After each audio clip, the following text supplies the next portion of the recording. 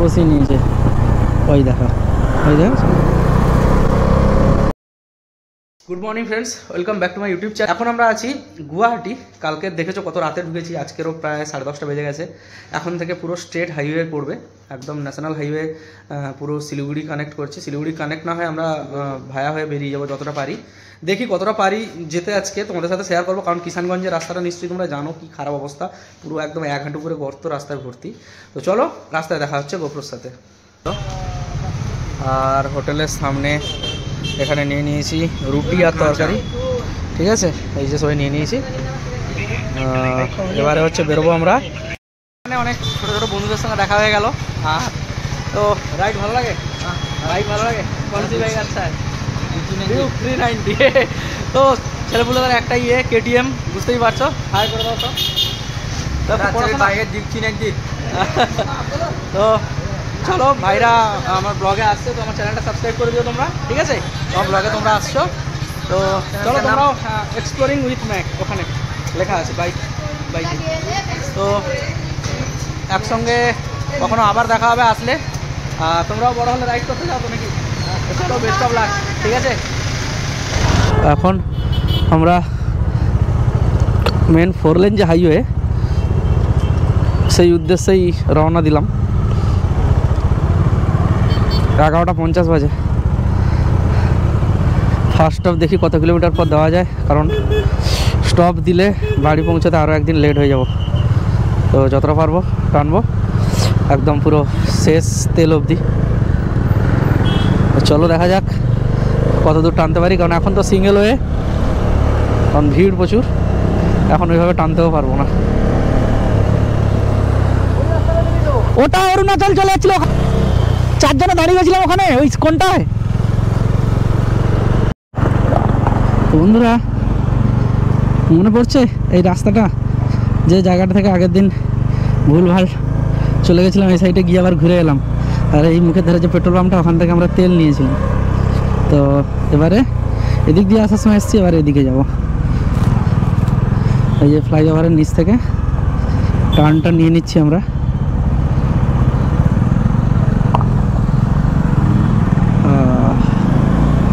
এবারে 4 lane highway পেয়ে যাবো আমরা।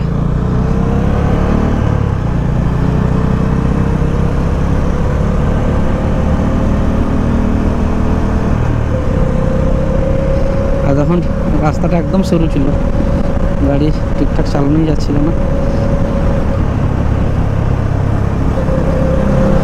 পুরোপুরি হাইওয়েতে উঠে এসেছি। এবারে একদম সোজা আমরা শিলিগুড়ির দিকে রওনা দেবো। যতটা পারবো ইনফরমেশন তোমাদের সাথে শেয়ার করবো। চলো দেখতে থাকো ভিডিওটা, কন্টিনিউ ওয়াচ করো। আর হ্যাঁ, সাবস্ক্রাইব অবশ্যই করে দিও, কিন্তু চ্যানেলটা অবশ্যই সাবস্ক্রাইব করে দিও।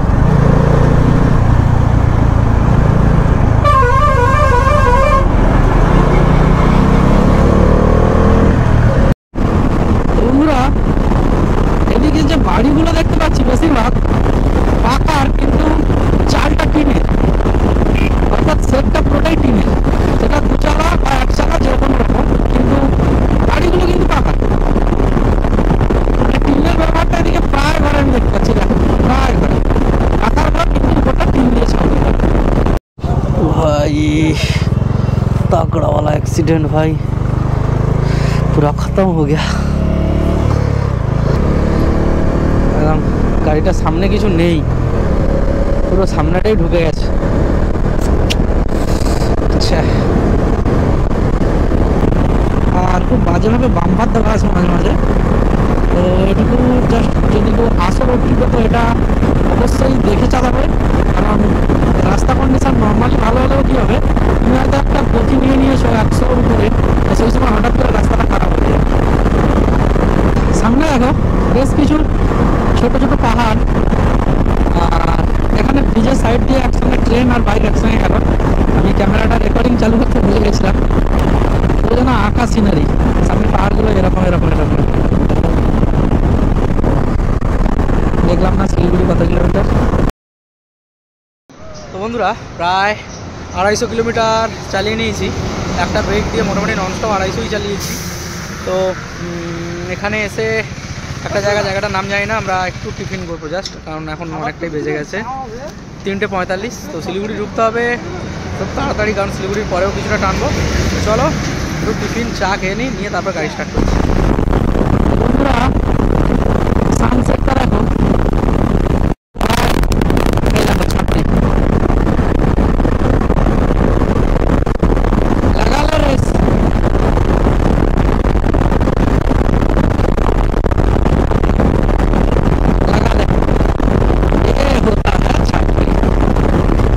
তো বন্ধুরা এই রাস্তাটা দেখো, মানে পুরো একদম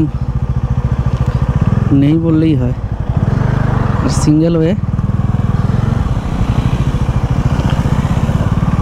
পুরো শিলিগুড়ি আসার সময় যে রাস্তাটা ছিল সেই রাস্তার মতো পুরো উঁচু আর নিচু, মানে এক হাঁটু করে উঁচু এক হাঁটু করে নিচু, কিছুই দেখতে পাচ্ছি না, অন্ধের মতো চালাচ্ছি। যেহেতু সিঙ্গেল হয়ে আমি তাই ফগ লাইটটা জ্বালাচ্ছি না, আর কাঁচ ফেলে রেখেছি, কাঁচের ভিতরে পুরো ফগ জমে যাচ্ছে।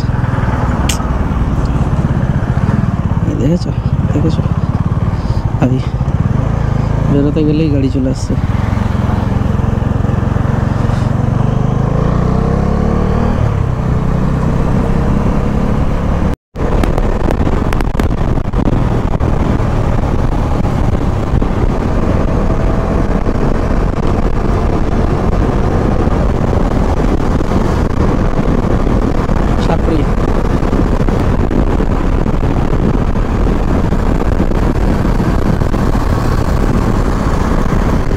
তিনজন বসে নিয়েছে, ওই দেখো ওই দেখো।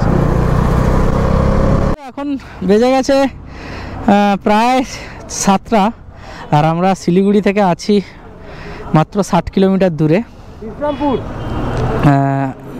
থেকে 160। আচ্ছা, তো এবারে আমরা চা খেলাম, বিস্কুট খেলাম, একটু গা গরম করলাম, ওয়ার্ম আপ করলাম ওখানে এই যে আগুনে।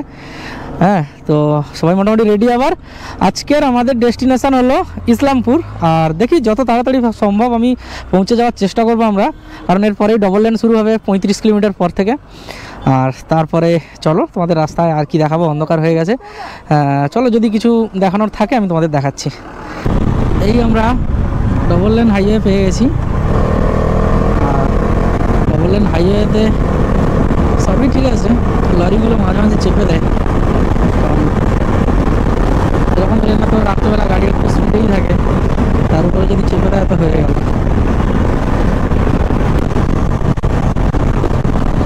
রাত্রেবেলা চালাতে কার কার মজা লাগে হাইওয়েতে নিচে কমেন্ট করে জানাও।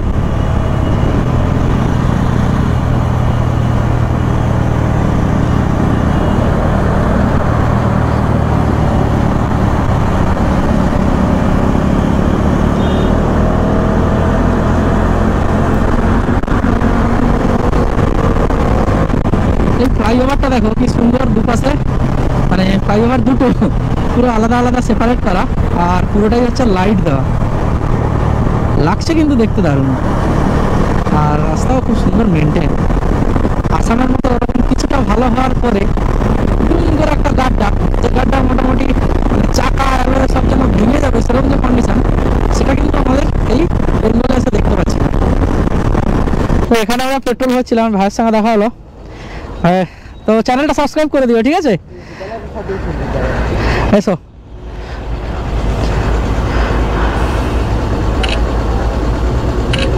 তো এই ভাইকে তো চলো দেখা হবে আবার কখনো।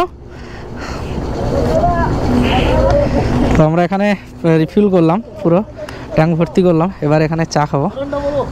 এক্সপ্লোরিং উইথ ম্যাক, দেখতে ভালো লাগে একদম। হ্যাঁ, সাপোর্ট করলে তো আমাদেরও ভালো লাগে, এই সবার সঙ্গে নতুন নতুন মানুষের সঙ্গে দেখা হয়, নতুন নতুন জায়গা ভালো লাগে, আমাদেরও ভালো লাগে। আমাদের কলকাতা থেকে আরও 100 কিলোমিটার, গঙ্গাসাগরের কাছাকাছি।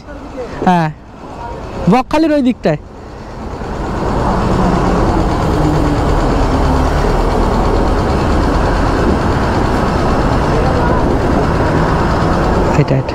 এটা হ্যাঁ হ্যাঁ, একদম পুরো লাদাখ লাদাখ টাদাখ সব আছে এখানে, ও, সব জায়গায় ঘুরছো? একদম একদম।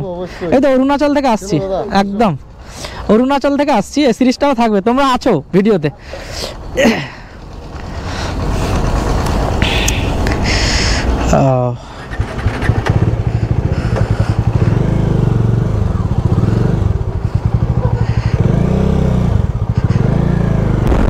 ইসলামপুর আর 40 কিলোমিটার বাকি।